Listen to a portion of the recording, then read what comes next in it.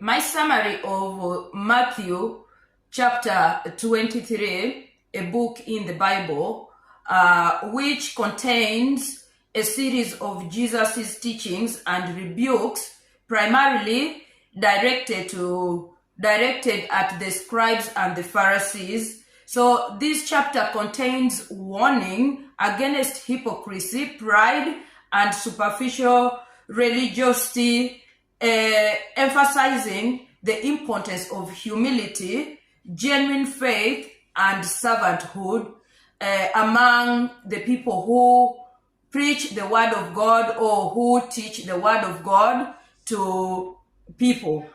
And in this chapter, there are key points that Jesus was making it clear that how the Pharisees and the scribes were teaching people, but he came up with how we should be following or teaching or being preaching the word of God in a way that is more authentic than us preaching in a way which is full of hypocrisy in it.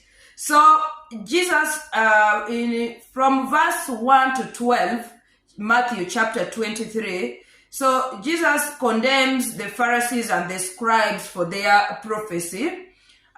They burden others. Jesus says they burden others with strict rules they themselves do not follow. Their actions are driven by a desire for public admiration, not true righteousness. Jesus called his followers to humility and servanthood, that we need to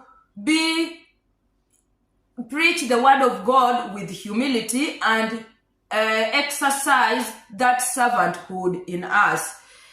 Whoever is preaching the word of God, you should be exemplary and do what you preach, than you're doing something contrary to what you're giving to the children of God. So teaching the greatest among them should be a servant of all, that we should be servants of all. So when you come to chapter 13, verse 13 to verse 36 in chapter 23 of the book of Matthew, so Jesus here pronounces the woes, the 7 woes upon the scribes and the Pharisees, denouncing their behaviors. So one of them was blocking others from entering the kingdom of heaven while refusing